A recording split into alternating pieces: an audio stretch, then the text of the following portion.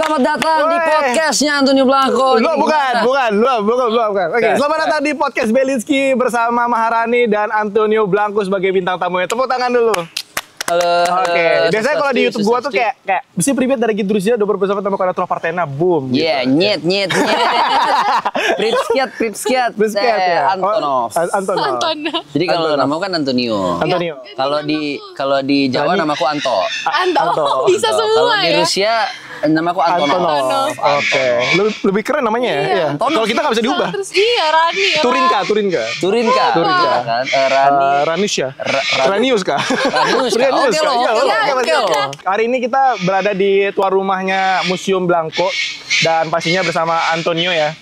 Aman kan suara audionya? Bentar ya. Mau panggil Om. Itu Gila. burungnya Gokil. yang ribut masukin. Om. Burungnya. Nyata dia ada peliharaan ya. Jadi Antonio itu punya museum dan rumah seluas 2 hektar. Nggak ada. Selalu kita bahas. Udah ya. Nggak boleh dibahas. Nggak, udah cukup ya. Burungnya masukin dong. Ini Kopi Pangeran kan? Kita sponsori sama Kopi Pangeran. Nyata Kopi Pangeran dekat Museum Blanco, baru tahu. Sebelahan ya. Sedekat itu ya? Sedekat itu. Orang Tapi tuh kayak itu orang tuh mikirnya kayak, oh jauh banget itu di mana, kopi museumnya di mana, kopinya di mana gitu. Sebenarnya enggak Ya? Semua satu tempat, satu komplek. Satu kompleks semua Tapi ya? bentar lagi ada guest house. Oke, banyak ya. Berarti kita jelasin dulu silsilahnya Antonio. Maksudnya profilnya dulu. Antonio itu sebenarnya siapa sih, orang mana? Kita pikir Neo tuh dari Rusia. Nggak mungkin dong. Bisa dijelasin nggak? Kita Iya. kan ini pertama kali podcast, anggaplah kita perkenalan lagi dari awal. Nah, iya. Nama lengkapnya Antonio Maria Blanco Junior. Lahir di Bali, besar di Bali, cuma kuliah aja tidak di Bali. Kuliah di mana? Kuliah di Singapura. UNS. Di mana? Enggak. Aku tidak sepintar itu ya. Tapi karena aku rajin jadinya kertin. Oh, ngerti. Aku tidak pintar tapi rajin. Iya, sama dia. Iya. Rusia gitu. Di Toms kan? Di Tom. Tahu dia gokil. Gila. Antonov. Real Antonov. Oke, lanjut. Itu berapa tahun tuh di kuliahnya? Kuliah 2 tahun 8 bulan. 2 tahun 8 bulan. Buat ya? Iya. Karena aku SMA nggak selesai. Oh. Iya, jadi naik kelas 2 SMA langsung kuliah. Bukan percepatan. Kalau percepatan kan jenius banget gitu Iya. ya. Aku nggak. Lebih ada program. Oh. Jadi naik kelas 2 SMA bisa langsung kuliah. Tapi college dulu 8 bulan. Terus ngejar S1-nya 2 tahun. 2 Jadi tahun. aku kuliah umur 16, selesai umur 19. Oh, iya katanya Antonio itu IQ-nya 143. Enggak. Bahasa IQ sekarang. Baik. Enggak 143. 150 enggak? 137. Kamu IQ-nya berapa? Ada nggak? Nggak tahu. 104 enggak tahu. 140. 140. Waktu SMP sekarang. Wow. Nggak mungkin kayak tesnya nggak benar. Tesnya Kayak salah deh. Tesnya salah. 140. Kayak salah. Dulu Kita cek lagi. kalau nggak salah dulu pas aku tes IQ 120 lah. 120 ya? Normal 120. standar. Saya bantu. Tapi ini hal yang biasa kok bergotong royong ya. Aduh sakit. Sorry banget ya. Udah cocok. Enggak lah. Pernah masuk FYP yang di mana? Di FYP yang di kontenku yang mana? Paling aku inget sekarang ya, pasti horeng. Gila itu, aku ini nontonnya seru. Kalau dihidupin itu bisa kancir rumah. Lupa kita membahas NUS kuliahnya nih. sorry, saya kertin. Oh, Saya tidak sepintar itu. Bukan di NUS ya? Oke. Bukan, kertin. Oke, sorry. Oh, nggak pantas nggak masuk COC ya? Oh iya. Saya ikutin COM, COM itu. Clash of Newton. Waduh. Kan udah lulus nih. Itu udah proses sudah aktor apa gimana sih? Belum. Awalnya tuh Papa tuh mau bikin ulang filmnya Granddaddy. Oke. Mau bikin ulang film, mau invest, terus kenal sama PH namanya Screenplay, terus Screenplay ngajakin keluarga aku datang ke premiere film mereka. Dilihatlah aku, terus mau nggak coba casting? Terus saya bilang, tunggu 1 semester lagi udah selesai. Jadi selesai kuliah baru ikut casting gitu. Di tahun berapa? Aku pertama syuting itu 2018 bulan Desember.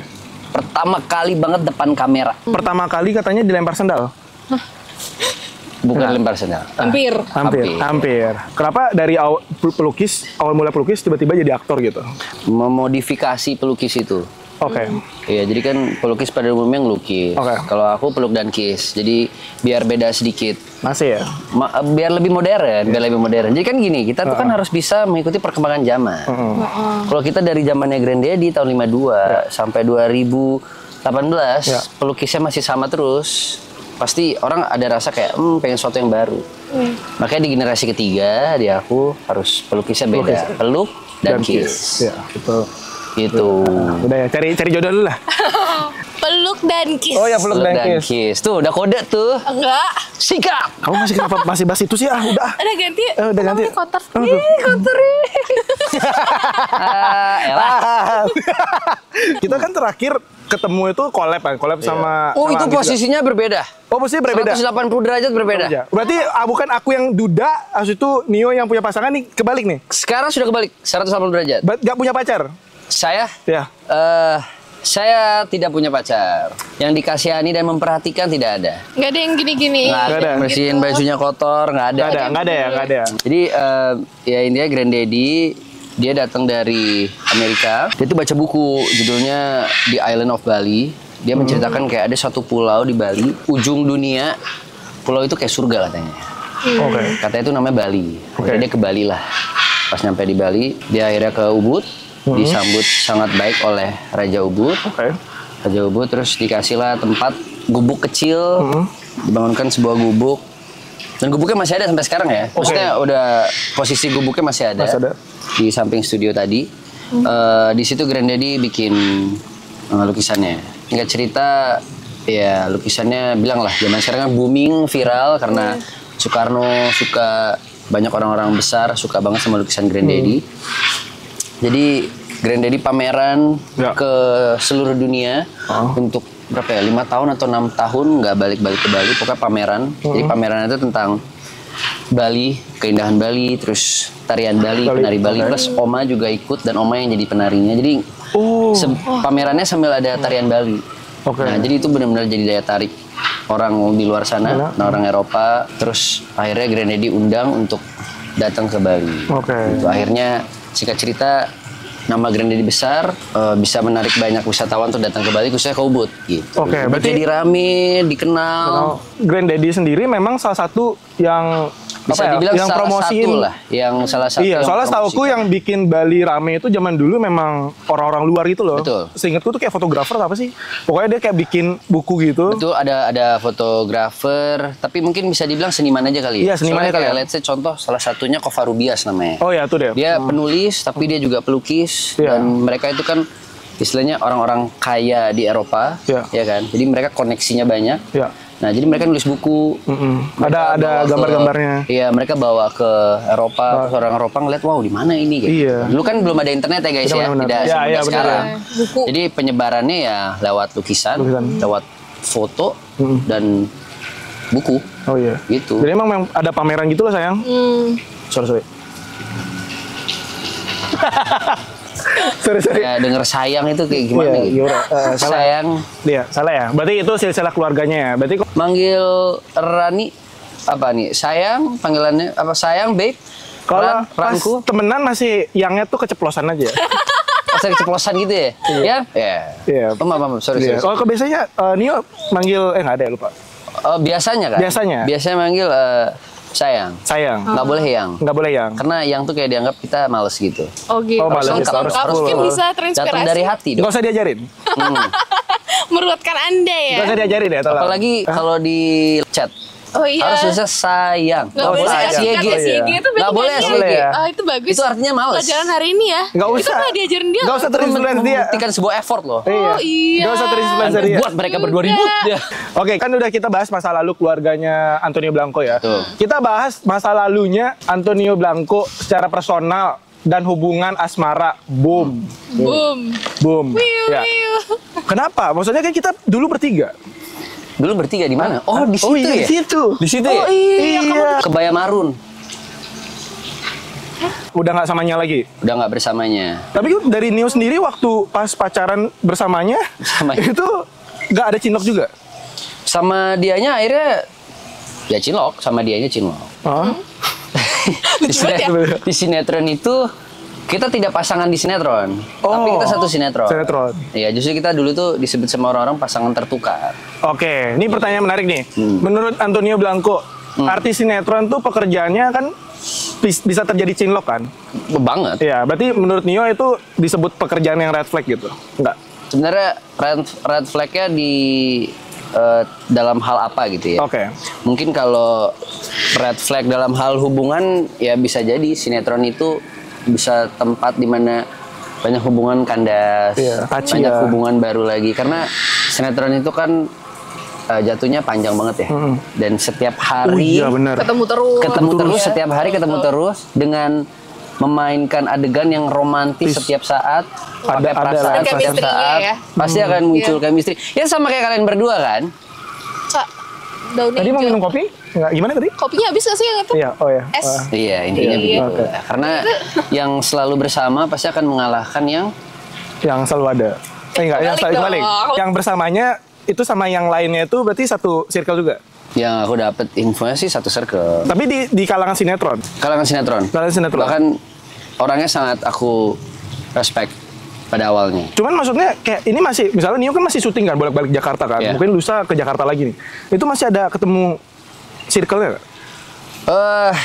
Sebenarnya nggak tahu sih kalau dia masih dianggap satu circle atau enggak ya. Karena semenjak aku sudah tidak bersamanya, aku kayak sudah tiba-tiba udah nggak pernah diajak sama circle itu. Nggak terasa jadi circle itu apa? Mungkin kayak Nggak mungkin pernah. nggak Aku adian follow chat, kah? Nggak pernah di chat kah? Nggak chat, nggak pernah dibales, Oke. nggak diajak keluar juga, dan nggak ada di saat putus juga nggak ada kata-kata suportif. Oke. Nggak ada yang kayak disupport sama mereka gitu. Bahkan di komen ya, biasa kan komen lagi semangat, Misalkan, semangat Nio. ada yang baru nanti menemukan yang terbaik ya gitu, nggak ada. Postingannya Nio kemarin itu bener-bener elegan sih dengan cara Gimana? apa Oke. publikasi apa ya? Publikasi kalau misalnya dia udah-udahan. Oh, itu iya. menurutku salah satu public figure Nio itu yang menurutku elegan banget dan Iya. berwibawa lah, misalnya dewasa lah gitu. Menurut Nio gimana? Di balik itu semua apakah emang beneran putus baik-baik atau sebenarnya gimana? Ya gitu ya. Awalnya kan emang kita itu terjebak di perbedaan agama ya. Oke. Ya, Mangu atau Mangu kan. Bahkan sampai sekarang orang-orang manggil aku itu Duta Mangu. Duta Mangu. Awal Duta Jadi Duta Statue ya? sampai Duta Mangu. Duta Mangu. Karena nggak tahu timingnya pas aja. Aku putus di saat lagu Mangu lagi naik-naiknya. Oh gitu. Gitu. Bukannya dulu sempat viral sebelum itu? Apa tuh? Buta Dewa. Buta Dewa. Duta Dewa kan karena itu Sinetron. adegan, ya, itu karena adegan. Adegan. Buta Dewa gitu. Gimana sih gimana? Ulang yuk. Aku belum pernah lihat secara langsung live. Sebelum kita lanjut ceritanya, coba actingnya. Kamu tidak bisa. Dialog aja ya. Dialog aja. Pokoknya kata-katanya, kamu lupa apa Dewa? Dari tadi kamu suruh aku untuk melihat. Aku nggak bisa ngelihat. Aku buta Dewa. Kok gitu, kok gitu. Akhirnya kita ketemu secara langsung ya, yang lagi viral ya. Momen itu di-cut, terus dikasih editan. Waktu itu tuh lagi editan kalau nggak salah yang viral Jera itu. jeduk. All of my friends are toxic. Tuh nggak musik? Oh iya, oh iya, tahu. Yang gitu, diedit gitu. Itu jatuhnya kayak berarti lebih ke komedi ya, berarti ya kemarin pas yang viralnya ya. Pas viralnya jadi komedi banget. Iya, Pas tapi- aku nonton sama temen juga, Lah. hah? Kok gue jadi goblok banget gitu temen? Berarti ini works banget sih dari actingnya Nio ya, gokil ya, gokil. Nggak, ya, Itu ya, berarti best aktor di sinetron Indonesia. jangan, itu berat, itu berat. Tapi berat. pernah main Gitu film nggak sih sebelumnya? Ada BSSK, Bolehkah Sekali Saja Ku Menangis, tapi di sana masih peran, ya masih supporting role. Supporting role. Terus film satu lagi udah masuk peran penting sih, main role sih. Oke. Judulnya Anak Kolong, tentang Kolong. tentara gitu. Oke. Kita lanjut pertanyaannya. Tadi kan kita udah bahas tentang sinetron nih. Aku buta dewa, aku buta dewa. Aku buta dewa, aku buta dewa. Gitu. Itu kan Coki Pardede itu. Aku buta dewa. Wow. Harus masukin clipper ya. Iya. Iya, Aku buta dewa itu sinetron. Tapi kenapa Nio memilih sebagai aktor sinetron? Karena setauku orang yang jadi aktor sinetron tuh nggak bisa masuk film katanya. Kemarin aku dengarnya ceritanya, dibilang kayak diremehin gitu jadinya. Iya, bener-bener. Sinetron ke film gitu. Tapi sebenarnya pas udah acting jalan, ya tetap bagus-bagus aja karena memang basicnya acting Iya. gitu. Kenapa aku memilih sinetron? Awalnya kan balik lagi ya, ada tujuan-tujuan kita masing-masing kan. Ya kebetulan aku nggak tahu kenapa pas awal itu Tuhan memberikan aku jalan pas banget COVID, ada tawaran sinetron. Waktu ada tawaran film atau sinetron, entah kenapa aku memilih sinetron. Yang buku harian itu. Sinetron pertama aku itu sinetron. dan Booming. Oke. Salah satu alasannya aku memilih sinetron itu karena sutradaranya bagus, PH-nya bagus, ceritanya bagus, dan yang terakhir ada dirinya. Oh gitu. Oh, udah suka duluan dia ya. gitu. Oh sebenarnya Lanjut udah sebenarnya udah target Oh, itu. ada target. Oh, gitu. Udah jadi target kayak Ih, seru ada dia banget. nih gitu. Jadi dia udah suka duluan. Emang udah suka duluan. Apa memberikan jalan di sinetron dan sinetronnya cukup panjang 2 tahun dan ternyata gini, kalau ngomongin dari kayak penghasilan dari sinetron itu sangat cukup. Ya karena kuantitinya banyak lah ya. Kuantiti banyak. Terus per hari, bayar per episode gitu. Iya. Sementara kalau yang film kan ada yang bayarannya mesti kayak termin, Iya, tergantung ya kan? PH juga. Tergantung PH-nya apa segala macam. Tapi ya itu dia ada pro and cons-nya. Iya. Kalau film itu bagusnya menurutku benar-benar ini banget ya, apa namanya, prestisnya dapat banget. Kalau kayak kalau kamu ingin berkarya banget, di mana kamu bisa main dengan shot, benar-benar memainkan, nggak, sinetron juga bisa perasaan sih. Main dengan shot, menghabiskan banyak waktu, main dengan detail-detail dialog, dan ya balik lagi sinematografi, ya kan? Itu emang cocoknya di film. Karena film itu kan ada waktu untuk latihan, ada waktu untuk bahas skenarionya, ada waktu untuk bahas adegannya. Sementara kalau sinetron itu kan lebih cepat aja. Iya. Dan emang sebenarnya castingnya juga, kalau misal film habis proyeknya casting lagi gitu. Kalau sinetron tuh basicnya juga casting atau emang sebenarnya emang casting? Casting juga tuh. Awal kita tetap casting. Tapi kan maksudnya kayak bisa 6 bulan, setahun kan, nggak perlu casting lagi kan? Nggak perlu casting lagi. Oke. Karena begini, tapi bagusnya di sinetron adalah kita dilatih semuanya untuk cepat. Cepat untuk mengerti skenario, cepat untuk mendapatkan benang merah dari cerita. Dia bisa menangis, bisa marah, dikasih adegan. Kita udah tahu nih kira-kira kalau di pemain sinetron ya, kita udah tahu kira-kira nanti di set kita ngapain aja. Langsung semua itu udah tertera di sini. Oh, berarti menurutmu aktor sinetron lebih cerdas daripada aktor film? Wah, berat. Nah, ini menggiring opini.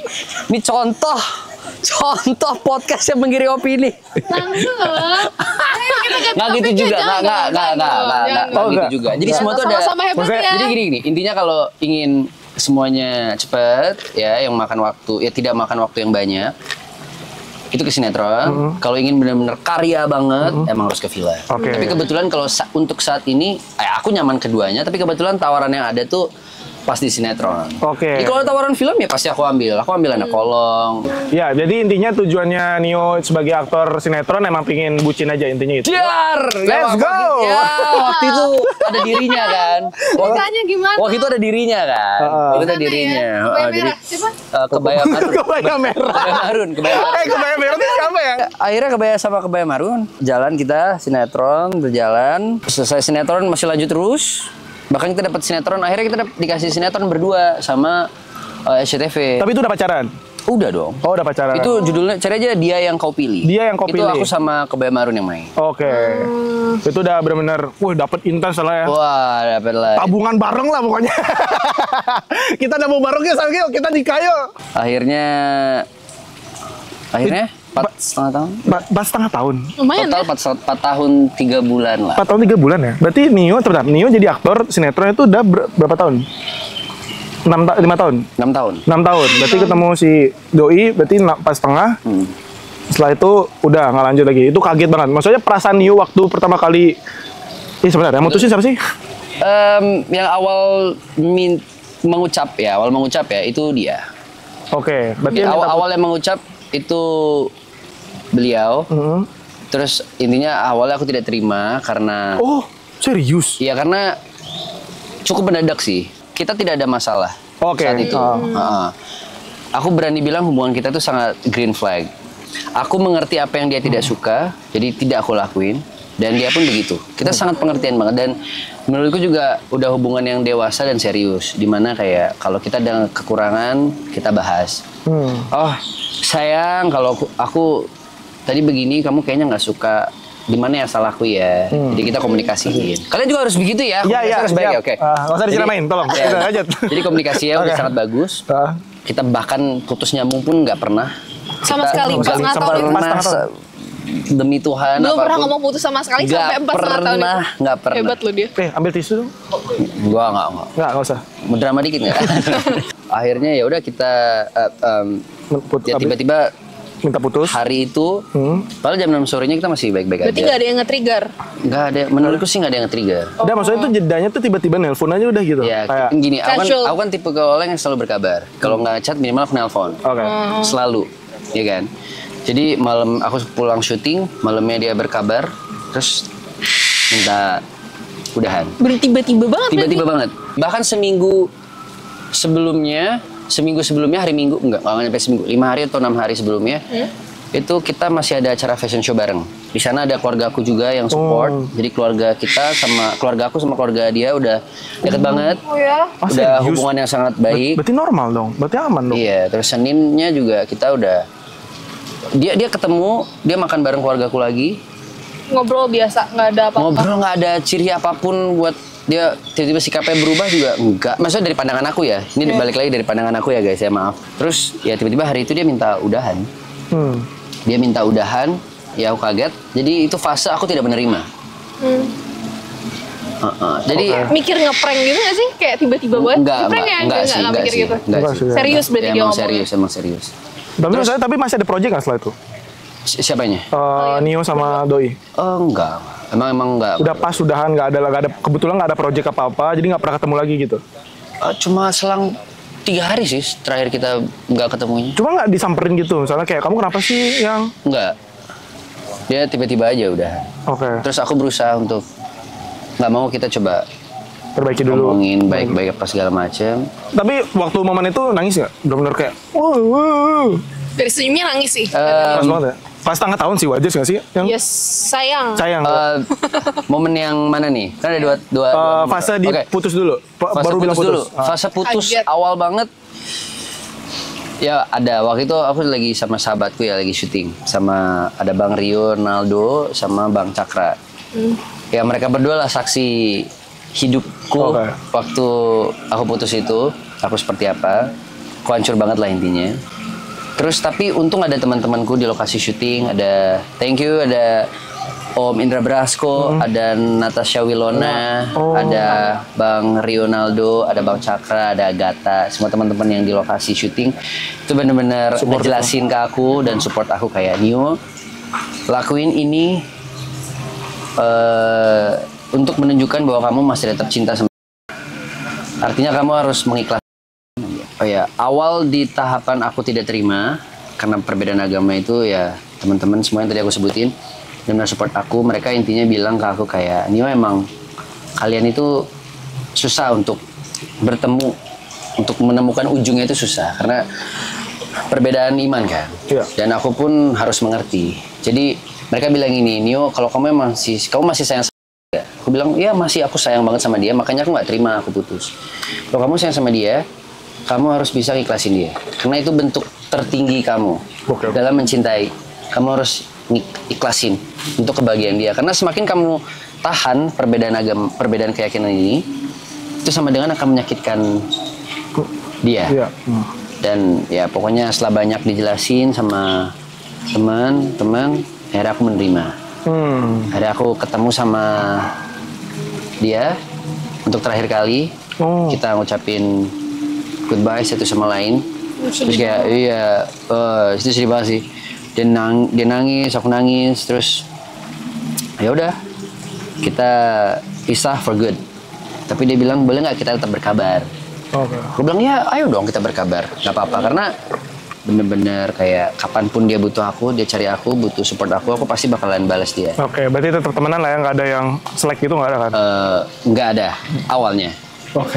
Awalnya. Jadi kayak awalnya. Terus ya udah kita akhirnya di hari itu kita ketemu, di situ kita nge-post tuh.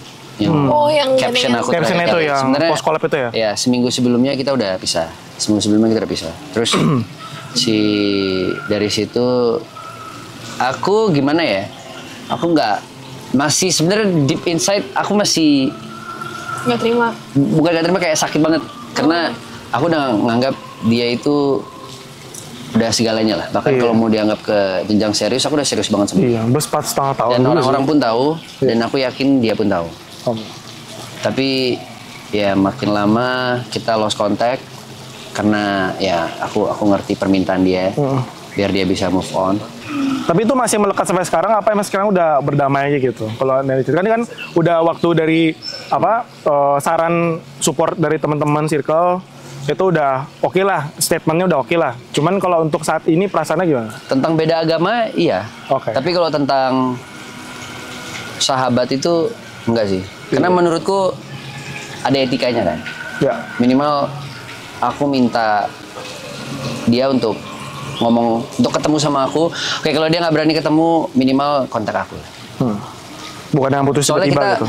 Iya, soalnya kita bener-bener satu circle banget si antara kebaya marun dengan yang digosipin sekarang. Itu kita satu circle parah. Ya gitulah. Cuma ya, tikang tikung. Tajam guys. Tajam guys. Dan sekarang perasaannya udah normal Kak? Misalnya kayak udah move on nih, udah lah ya? Move on? Belum kayaknya sih. Udah belum? Tapi pas setengah tahun wajar tapi sih. nggak tahu orang-orang percaya apa enggak ya. Masih berat. Iya. Ya pokoknya intinya kalau misalnya membuka peluang baru itu komen di bawah ya. Ada email? Ada email sini. Ada admin blanko.com. Ya. Sayembara ya. Iya. Jangan jatuh ke lubang yang sama. Gitu ya, benar. Iya. Harusnya intinya cari yang seiman ya. Iya. Mungkin terakhir nih harapannya Nio. Yeah. Soalnya kan kita udah ngeliat pembahasan awal mula journey-nya sampai sekarang, sampai hubungan asmaranya. Cita-citanya apa sih? Sampai punya bisnis kopi Pangeran sekarang, terus kayak karirnya panjang, udah beli rumah juga di mana sih? Di Jakarta. Oh iya. Jakarta iya, udah beli rumah dia. Ya aku ingin mengembangkan museum lagi. Oke. Apa yang sudah dibangun oleh legacy yang sudah dibangun oleh Granddaddy, disempurnakan oleh Papa. Nanti pengen aku yang kembangkan dan menyelesaikan. Oke, berarti emang tetap ingat sama leluhur ya? Selalu ingat sama ajaran leluhur. Ajaran leluhur, ya. Itulah konsep agama Hindu. Oke, jadi segitu ya untuk podcast kali ini bersama Antonio Blanko. Jadi kalau misalnya kalian kita ada yang kurang, mohon maaf ya. Terutama dalam pengucapan. Jadi kalau misalnya kalian ada punya statement, mungkin gosipan-gosipan atau yang mau ditanya sama Nio, silakan berkomentar aja di YouTube. Ya. Tinggal tanya-tanya ya. Disebut cepat pisah nama Instagram, Tura Partayana, Maharani Atalia sama Antonov Blanko Junior. Terima kasih yang sudah menonton. Sampai jumpa di podcast selanjutnya bersama narasumber lain, oke? Paka-paka. Bilang paka-paka. Paka-paka. Paka-paka. Paka-paka. Paka-paka. Paka-paka. Paka-paka.